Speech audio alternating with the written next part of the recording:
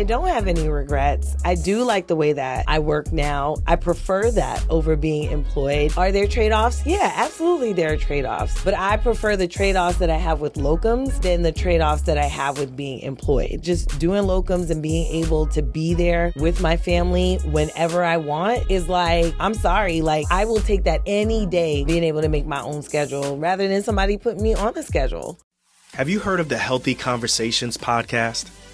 If you're looking for a podcast that moves the health conversation forward, then I highly recommend Healthy Conversations, the acclaimed podcast from CVS Health. Hosted by Dr. Daniel Kraft, the Harvard and Stanford trained physician scientist, Healthy Conversations provides both inspiration and cutting-edge information about the forefront of medical practice. You can find it wherever you're listening to Docs Outside the Box, and don't forget to subscribe. And to make it easier, the link is in the show notes.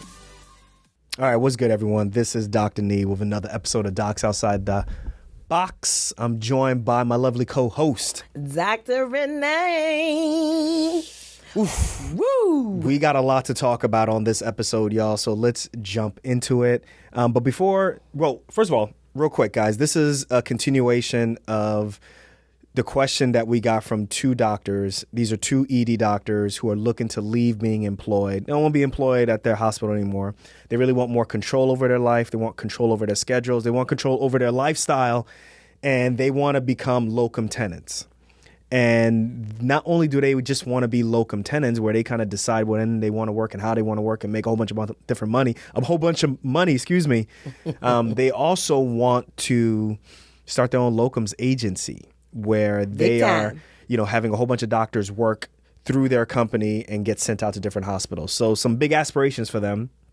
And we figured, what a great way to kind of stretch out, several episodes where we're kind of talking about all the different aspects of transitioning from being an employed doc to being an independent contractor, a locums doc, all the way to how we started our own locums agency, so to speak. Mm-hmm. So that's what we're here. We're here to talk about. On this episode, though, we're going to be talking about locums and lifestyle. Yeah. All right. So we're going to be talking about a whole bunch of different things of, how Renee deals with me being gone for a week. What's it like for party time? What locums was like before we got married? What was it like, before kids? What's it like after kids? But we got a lot we're going to cover. So should we tell them about the PDF we got for them? Yeah. So in the show notes, if you guys look in the show notes, what you're going to see is a link. And this link, I think, is like the five benefits or five travel benefits of locum tenens.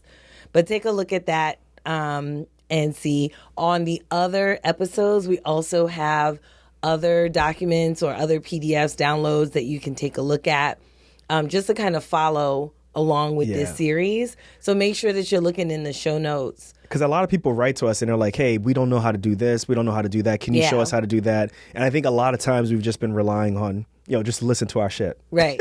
But then, you can't. You can't listen to a whole episode to get the answer to one question. So now we want to start giving out resources. We want to be that place for you guys to kind of find some things, right? Yeah. So we put it out there. So make sure you check it out, and then we'll go from there. Yeah. Every episode will have a nice little download for you. So. Also, real quick, I want to give a shout out to Dr. Jacoy. He is a second-year surgery resident down in North Carolina. I'm not going to name specifically which program that he's at, but he reached out to me just to say that he's a longtime listener of the show. Yay! Wanted to get some advice on how to get, basically how do I become a better surgical resident? Oh, okay. And then how do I make sure that I'm investing right? And then, what's this locums thing like? And also, what kind of specialty or fellowship should I go into? Yo, he got too many questions now.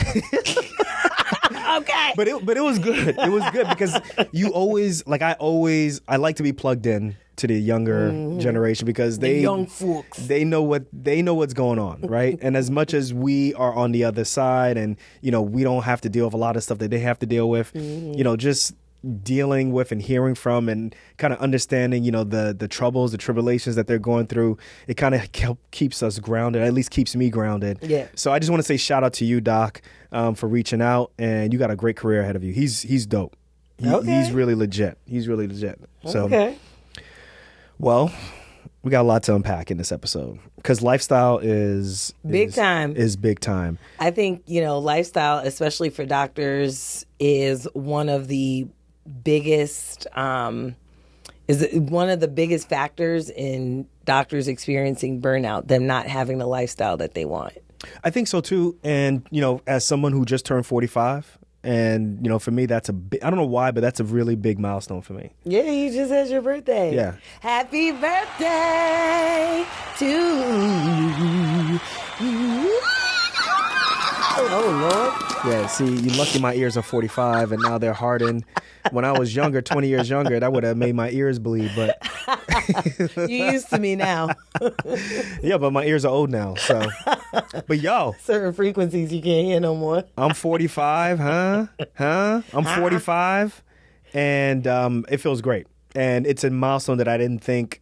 I don't know. I always thought that was a really big milestone, more so than 50. Mm-hmm. And I kind of... You ain't reached 50 yet, so we'll see about that. Well, I'm at a point in my life now where I'm just like, I really don't care now. Oh, okay. Right? I'm at a point I don't care in anything that I do now, from now on, from the show to whatever I do. I want to be very open and honest and just realize that, at this point, like, I think for me at least, the thought process is prior to this age, I'm still trying to figure it out. Okay. And now that you hit 45, there's no longer figuring out. You are who you are. You is who you is, right? Really? Yeah. It's grown folk business now. That's it. Like there's no more like growing. There's no more changing. All those books that I'm reading and all that stuff. Them shits ain't helping and stuff, right? They're not helping.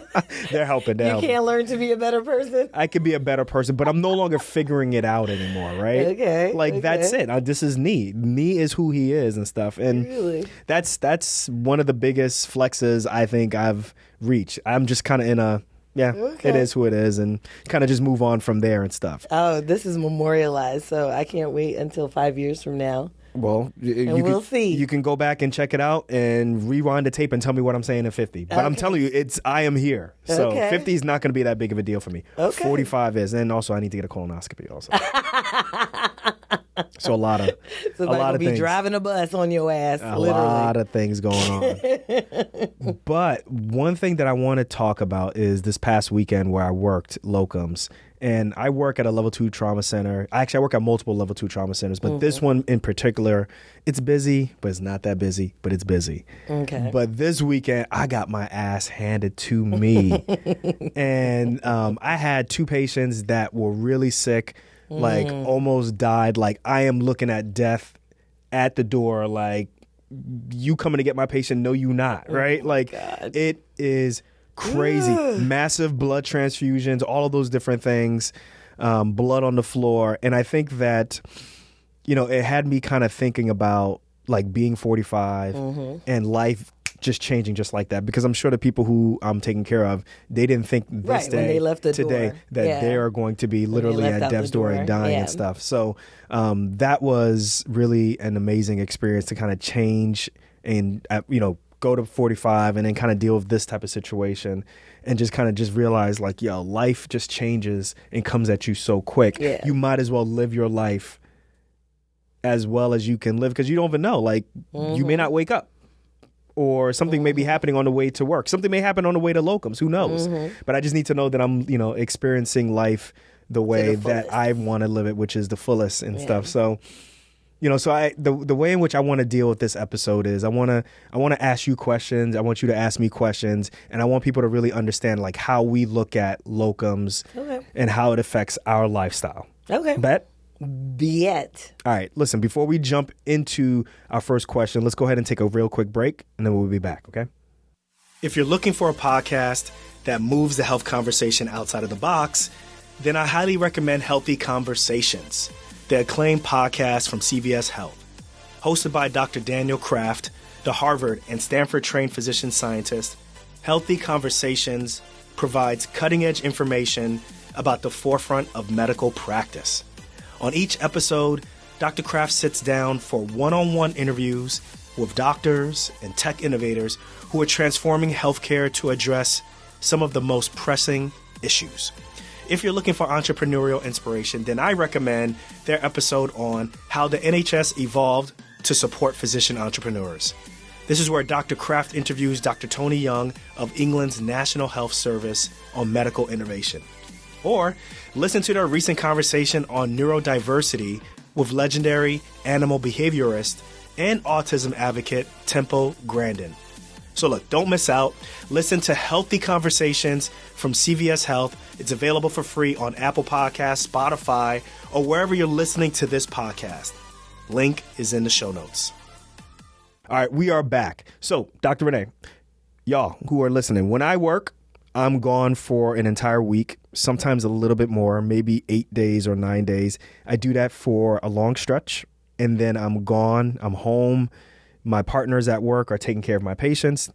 Anything that happens, they take care of it. I don't get any phone calls, none of that stuff. I'm gone for several days, and then I come back and I do that again, right? We've been doing this for close to 10 years. It used to be 14 days straight. Yes.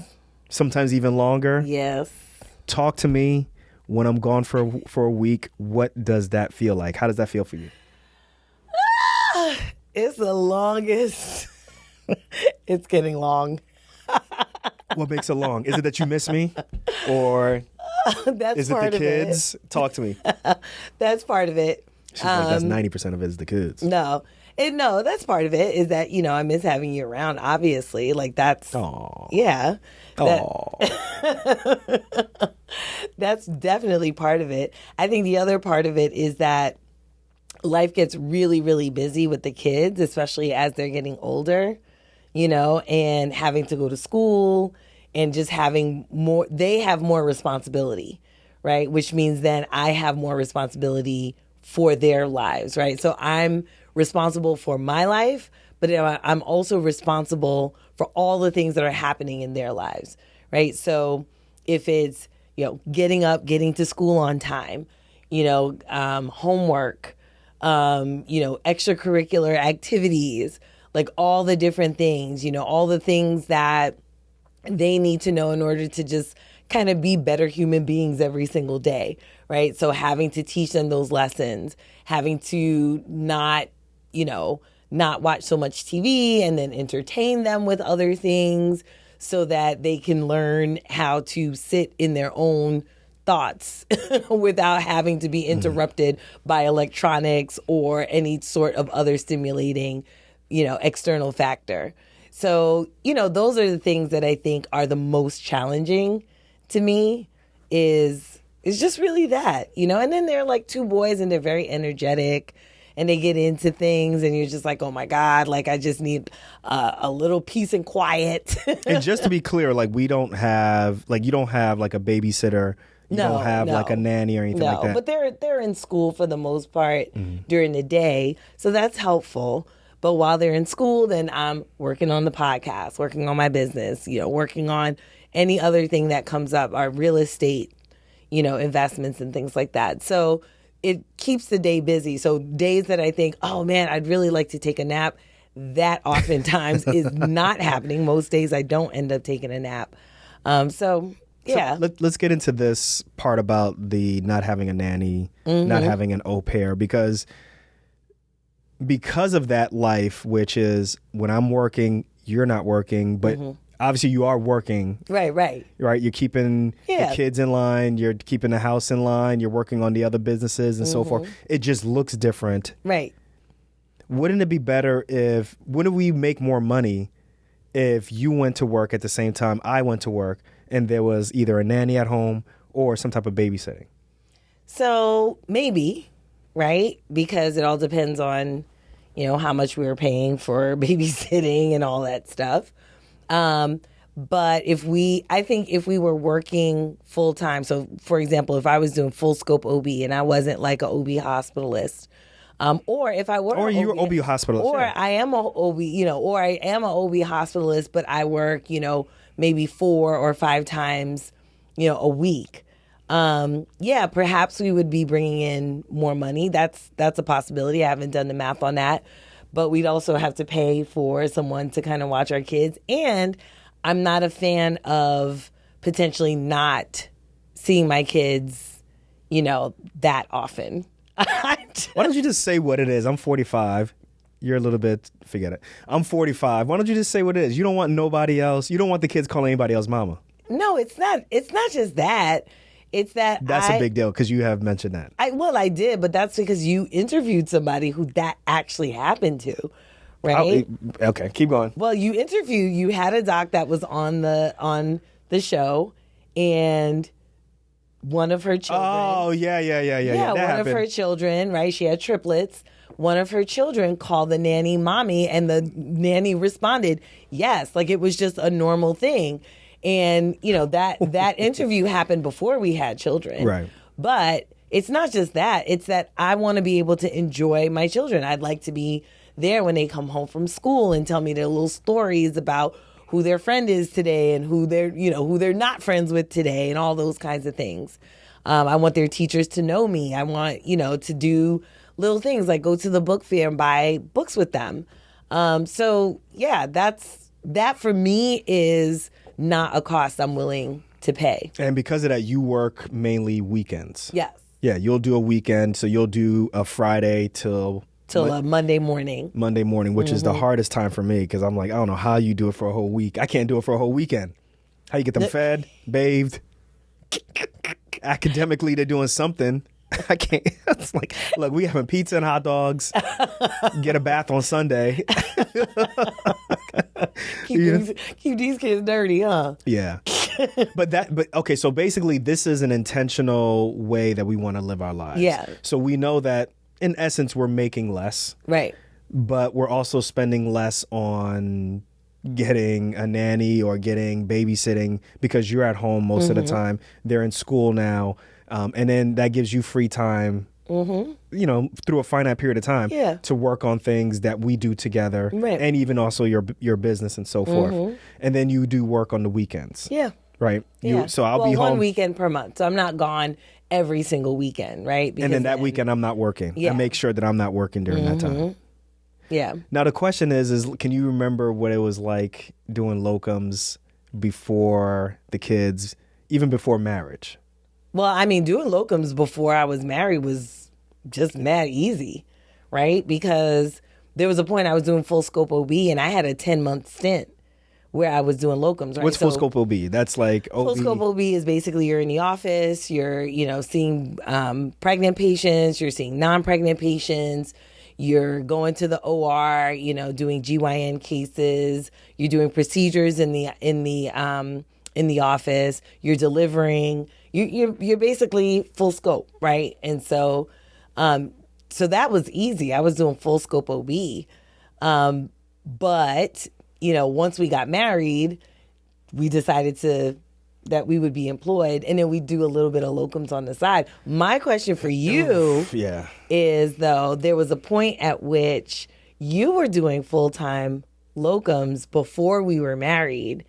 And I was floating at go ahead. Yeah, I just always found that interesting. Like you were just about to say, because you were going to so many different. I was going. So I lived in Jersey with my parents. I would work in Pennsylvania. I'd work in Idaho. I work in Pennsylvania. Oh, I already said Pennsylvania, right? Minnesota. I wish Alfred could do like a map somehow. But yeah, so Pennsylvania, Idaho, Minnesota. Michigan. No Michigan. I was in Wisconsin also. Wisconsin. I was in Wisconsin, and I would just quadriculate. What? Or whatever. I'm trying to say triangulate, but what is it? Quadrangular? Is that a word? I don't know. I don't know what it is. I don't know, but you're like, I've been everywhere, man. But that's how it was. I've been everywhere, man. And I had it set up so that I can be, so I wanted to be home because right as I was finishing fellowship, my dad got diagnosed with prostate cancer. Yes. And I was like, I want to be there for him. I want to make sure I'm there for his radiation treatments. I also want to be there to kind of help pay some bills and so forth. So that was really important for me. So I made sure that I would work stretches 2.5 weeks or 3 weeks in a row where I'm just working. I'm living in a hotel. I'm at an extended stay. And then I would go from one extended stay hospital or extended stay to another state and then go work there and then do another state and then go home. Right. And that schedule is really important. But I had my black book. I literally had a black book, and the black book, each page, right, had Claudette. No, I'm teasing. GTD. GTD. What does GTD mean? Tell me. What does GTD mean? You got a lot of brothers up in here. You gonna do the whole Tito, scene? He could Jermaine. Wait, let him. He can put the scene in there. Alfred, cue it up. What does GTD stand for? Got the draws, okay? But I had my own little black book of basically like all of the logins, the passwords, the passcodes, all the things of every different hospital. So it took like maybe 3 or 4 pages, but basically it would be, well, this is the login for this EMR, this is the code to get into the physician's lounge, this is how I get into the surgeon's lounge. And I just had that book on me all the time. And I would just keep that when I was rotating to different hospitals. That got a little bit tiresome after a while. And if there was a way that I was looking back, if I could just trim it down to maybe just 2 hospitals, I think that would have been perfect. Right. 4 different hospitals, it just got That's to a lot. It got to a point where it was a little too much traveling. The frequent flyer miles is dope. Right. That was great, but that got a little bit too much. Yeah. Now, once we got married, then I was like, well, I can't go to 4 different hospitals. We got employed. We took an employed job that I ain't end up liking. I ain't like it. But we were employed, but I still did locums on the side. Right. But that's a tough balance, right? Because now it's like, well, yeah, you can travel to different places, but it's like, okay, now we're newly married and should I be gone for an entire 2 weeks? Right. You know, so that part was the difficult part, which, I guess some people don't want to think about. I just said, listen, we were dating for a long period of time. We're dating, we're married now. Let's make it work. You the same way. You sacrificed your career by taking part-time only. So I was like, I'll meet you halfway. And if I do locums, we're trying to pay off debt. Maybe it'll be like an extra week or something like that. Right. Because at that time we were doing IVF too. And so essentially, I mean, I think this whole discussion just boils down to your schedule, right? Like, what control do you have over your schedule? And that's where I think a lot of burnout comes to docs, is that they're just not in control of their own schedule. Actually, I don't know if people saw this, but on Instagram, we put out a post about a week and a half ago or so, 2 weeks ago. Yeah. And it's like the employed doc. Yeah. The employed doc says, don't you hate when you get put on the schedule on a day you specifically asked off? And then the locums doc is like, nah, nobody puts me on the schedule until I tell them to. And it's like, how many times I had a doc that, Well, I think the issue with a lot of things with burnout is there's you are in medical school and residency and you think your life or your career is going to be a certain way. Yeah. And then as you start working on your own, you start to realize, this shit is not how I was thinking about it. You're still on somebody else's time. And I was like, I thought I was going to be doing things on my own. I thought I was going to set up my own schedule. I thought, I would be, all those years of just missing, weddings and all those different things. Yeah. Those are over. And it's like, not so fast. Yeah. Right. Like, when am I going to be off somebody else's time? I think that's a lot of it, is like that notion of, wait, what I thought versus what it is, that is not equaling, that's not equating and stuff. But I agree with you. The schedule part is a big deal, which is I'm not in charge of myself. And that's what the question from those 2 docs were. Right. Which is like, we just want to be more in control of our schedule. Yeah. I want to be more in control of my schedule also, and to the point where like we sacrificed a big portion of our schedule while we were married in the beginning so that we could pay off debt, right? So we would work extra shifts like crazy just so that we could pay off the debt. So yeah, I think, one of the questions you kind of talked about that with your little black book. But one of the questions that we get a lot also is about, well, how do you keep track of all the different hospitals you go into, right? Because it is locums. And so some locums is going to be very long term, which is great. If it's long term, like I did a stint that was like a 10-month stint in Idaho. If that's long term, that's great. But if it's not, like we're jumping from one hospital to the other hospital to the other hospital. We get that question a lot about, well, how do you adjust to the different EMRs, for example, that people have? Now, I don't know about you, but for me, I've found that it actually gets easier even if the EMRs are different, because you start to see a lot of similarities with the EMRs, regardless of how similar they are. In my opinion, there's only really 3 big EMRs out there. Yeah. The biggest one is Epic. The second biggest one is Cerner, and then there's Meditech. And if you had a hospital that doesn't have any of those 3, run. But it's probably Google. But like those are the 3 big things. And I think a lot of people think that, if I go to hospital A, then hospital B, then hospital C, there's going to be 9 different. It's really like Android versus, Apple. Oh, don't say that, because people get crazy. Oh my God, I cannot operate an Android. I just can't. Where's the button? Yeah, and for me, Android is the shit. I love Android. So where's the button? For all you ice sheep out there. Why you always lying? Oh my God. But that's basically the difference is that there's really only 3 big ones. And actually, there's really only 2 big ones out there. Really? Yeah. It's Epic you can do it. And Cerner. You can do it. Yeah. So I don't think that should be a barrier to people. I think definitely you can have your little black book or whatever in terms of the logins, because the logins are going to be different.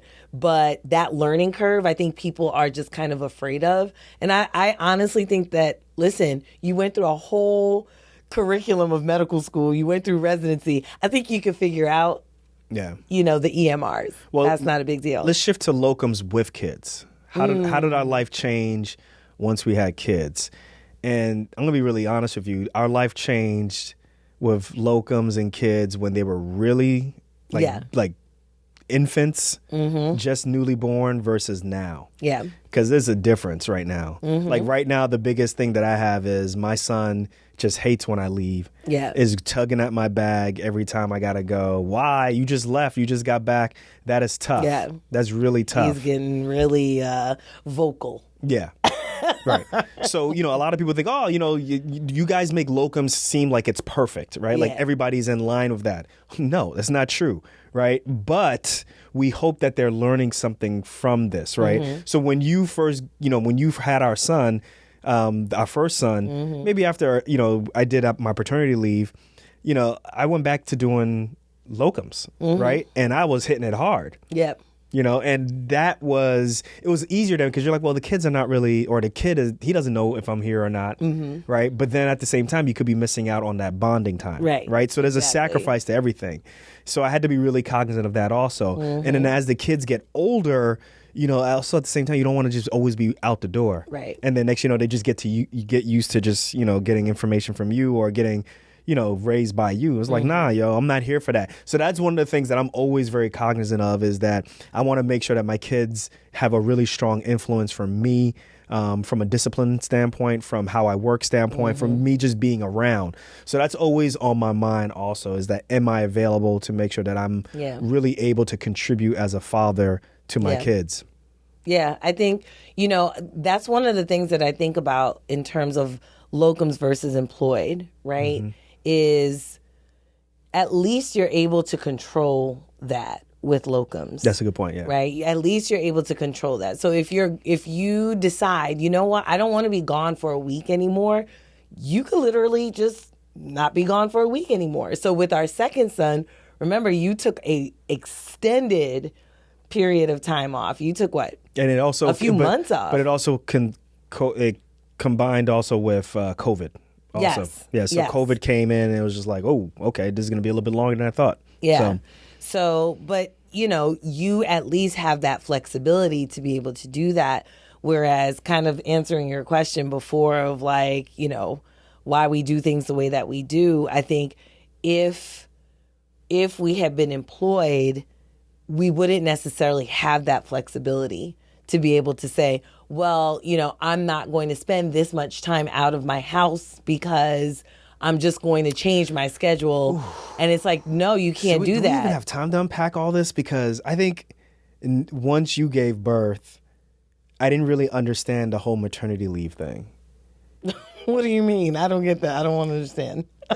And I'm being serious. What do you mean? Like, I didn't understand maternity leave, and literally it's only 12 weeks.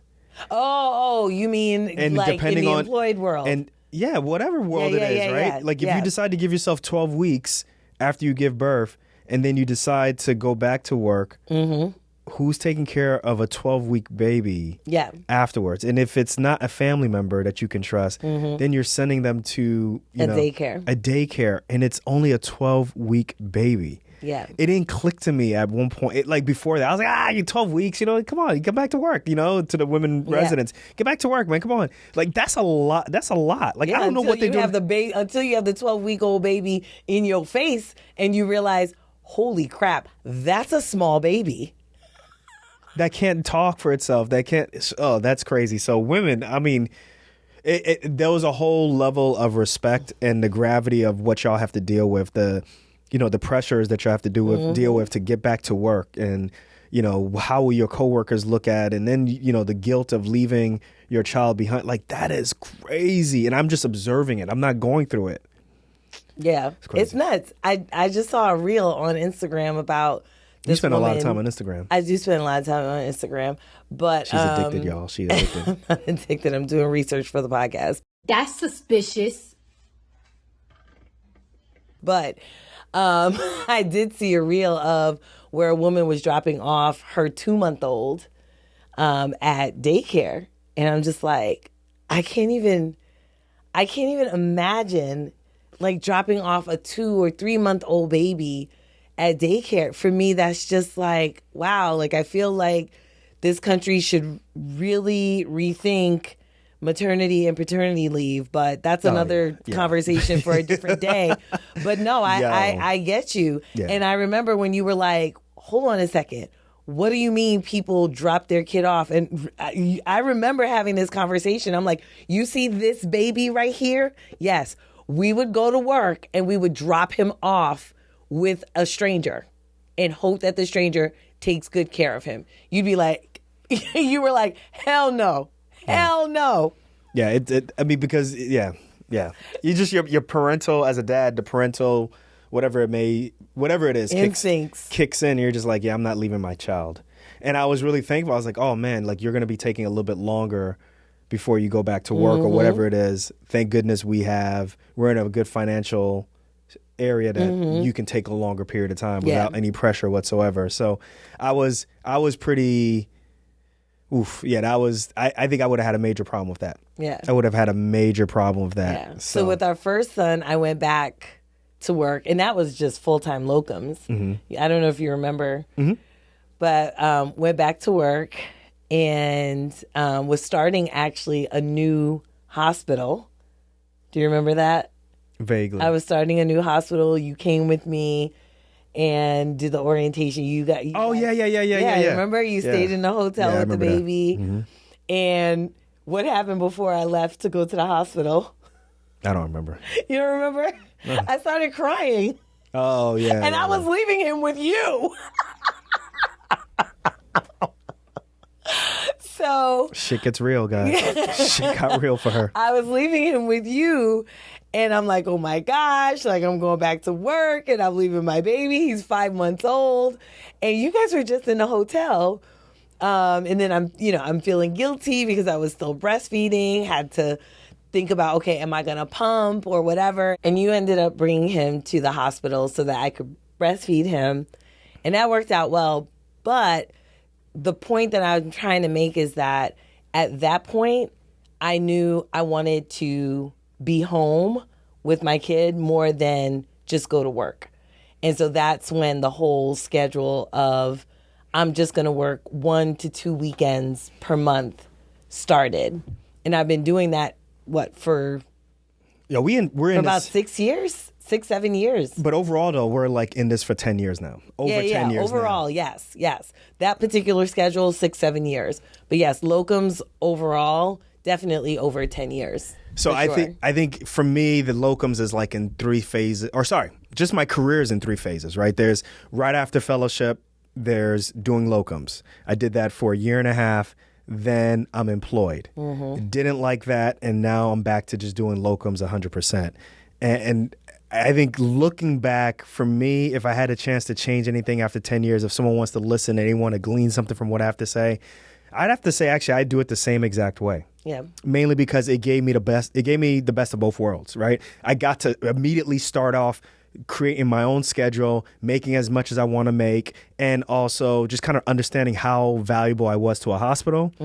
Then I traded all of that in for the stability, quote unquote, the stability of having a place where me and you can both be at. We live there. We're not too far from work and all of those different things. It helped us kind of develop, we developed a really a good home structure, knowing that every day, every night we're coming home to each other. Yeah. And then also at the same time, we did locums to kind of additional locums to pay off our debt. Yeah. And then after that, I was just like, look, I just want to be a free agent. I want to be a mercenary. And, for the last 6 years, I've been 100%, locums. And this is the way I prefer to work. Is it perfect? No. But it's damn near close to it for me. It gives me basically everything that I want. And I think at the age of 45 right now, which is why I was starting off like that, at the age of 45, I'm at a point where I'm just like, I got to be who I am. And I think, some of my colleagues who are in academic medicine, or some of my colleagues who are not in academic medicine, they're in a community hospital, they've been being employed for a while. And that's their bag. That's what they enjoy to do. And that's fine. But I think for a while, I wasn't very comfortable. There was always, whatever I had to say always came with an excuse. And I think now I'm just like, listen, like, this is what I do. I enjoy working this way. And listen, if you want to come on secretly, you just don't want to tell me, just email me and let me know. Because whatever you do, in your employed gig, they got a place for that in locums. Just let me know.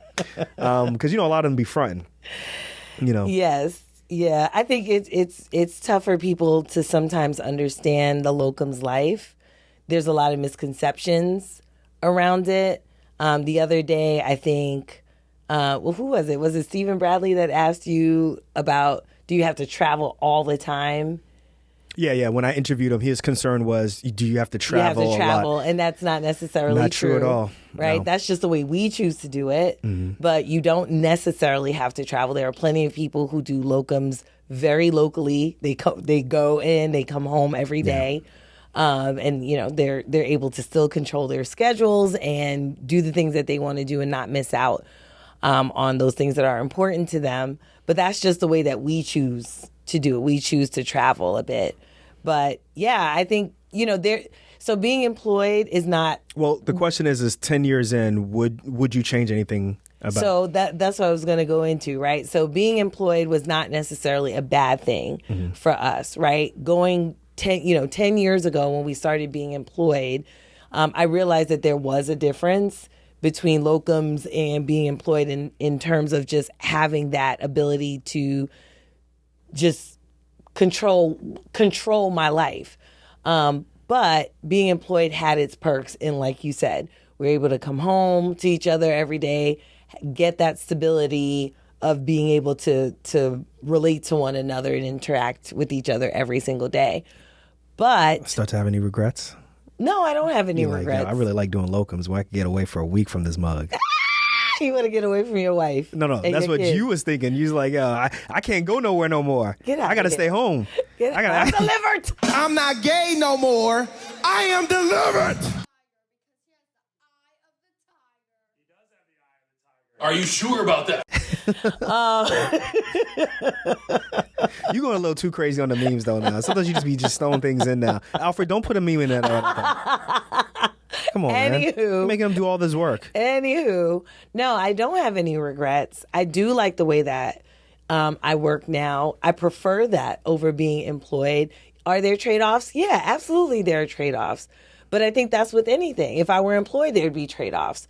But I prefer the trade-offs that I have with locums than the trade-offs that I have with being employed.